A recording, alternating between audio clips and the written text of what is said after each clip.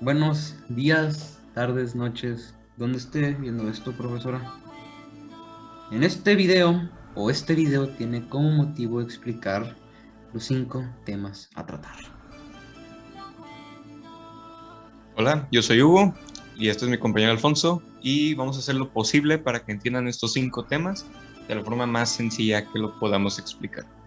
Primero que nada, veremos primero un tema base, el cual habla de los hidrocarburos. Estos compuestos orgánicos algo difíciles de tratar.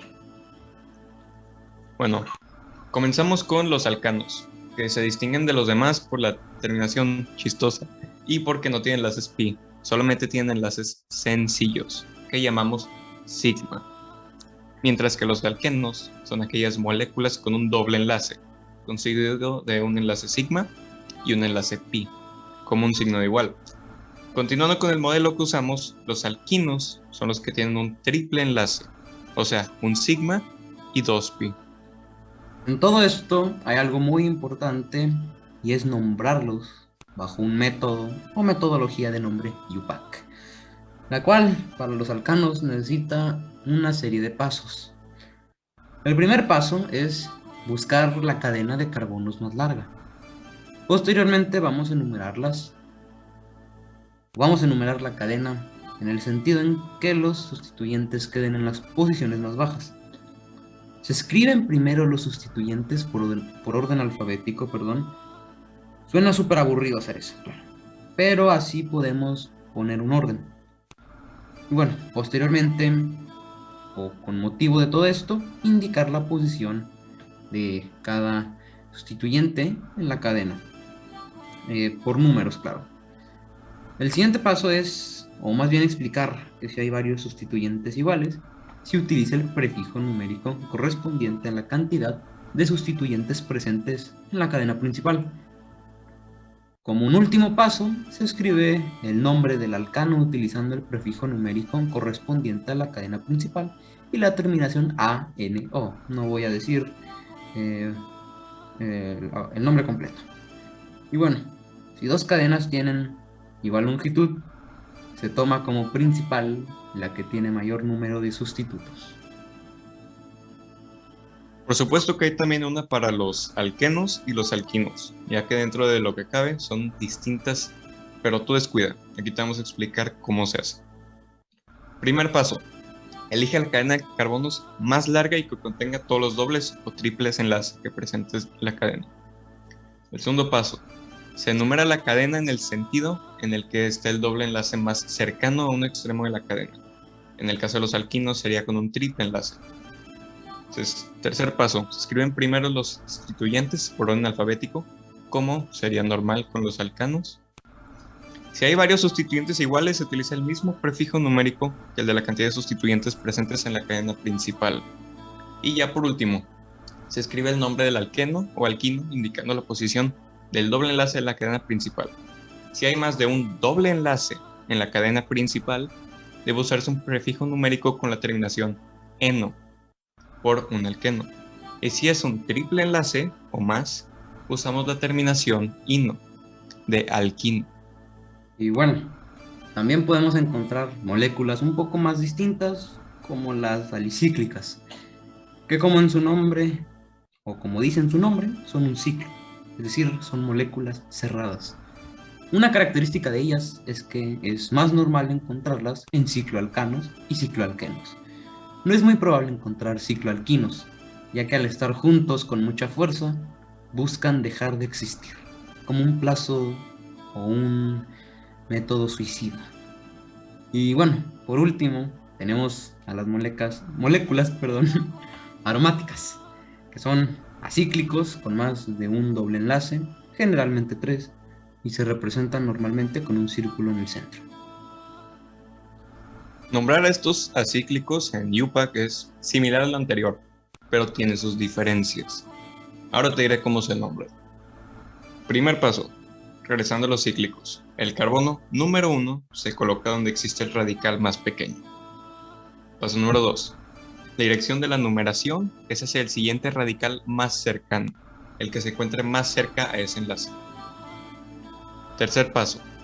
En el caso de cíclicos con doble enlace, esos son los que van a tener la prioridad.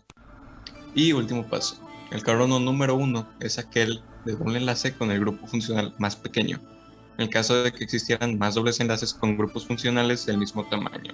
Y se va a nombrar de igual manera a los anteriores. Bueno, por consecuencia, es necesario nombrar los aromáticos, los cuales también se componen de su propio método IUPAC. Es aburrido, pero es necesario.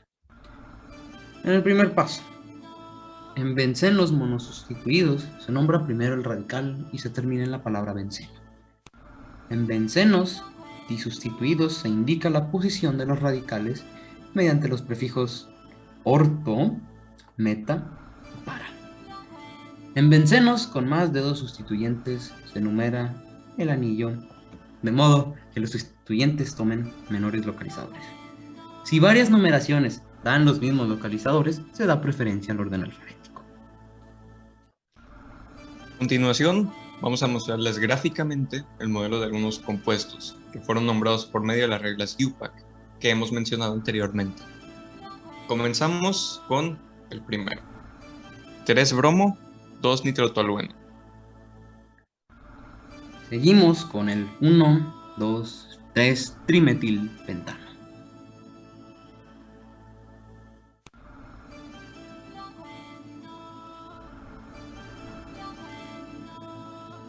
Bueno, seguimos con el 3-etil-2-buteno. Vamos a continuar con el 5-etil-1-metil 1,3 ciclopentadieno.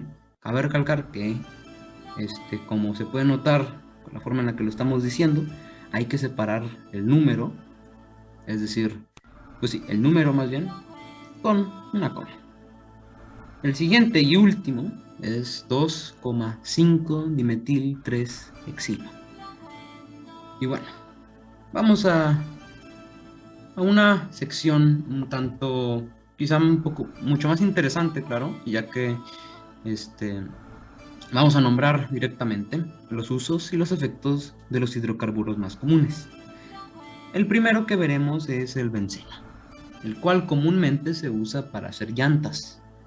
También se usa en las refinerías, en productos como el petróleo, los cuales contienen benceno.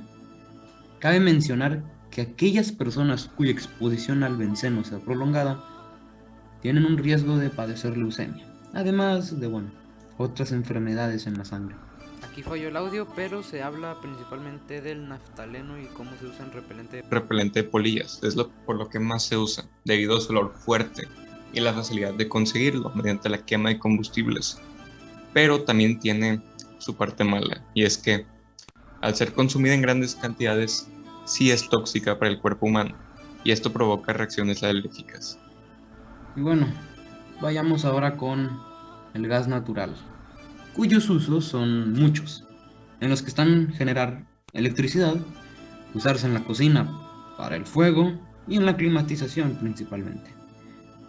Hay que tener cuidado con esto, ya que al estar expuesto a grandes niveles de gas natural, por consecuencia inhalarlo puede provocar una muerte por asfixia, pérdida de conciencia, entre otros efectos perjudiciales para nuestra salud. Ahora, el etileno. Su uso normalmente es la soldadura oxietilénica y en el cortado de metales. Normalmente en las industrias, es en lo que más es usado. Pero hay que estar atentos a no inhalarlo, ya que esto es extremadamente tóxico y además es inflamable.